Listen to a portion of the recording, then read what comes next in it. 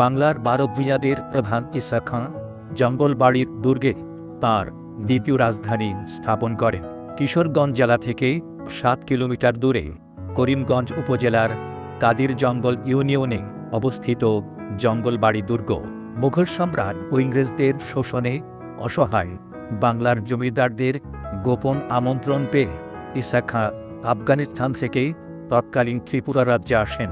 ১৫৮৫ সালে কোচ রাজা লক্ষণ হাজরা ও রাম হাজরাকে পরাজিত করে জঙ্গলবাড়ি দুর্গটি দখল করেন।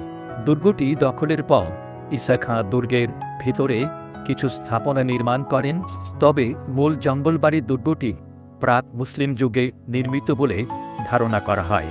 পরবর্তীতে এই দুর্গ থেকেই ঈসা খাঁ সোনারগাঁ সহ মোট ২২টি পরগনা দখল করে নেন। বিভিন্ন নকশা এবং এর নির্মাণ শৈলী, তৎকালীন ইতিহাস ও সংস্কৃতি সম্পর্কে ধারণা পাওয়া যায়।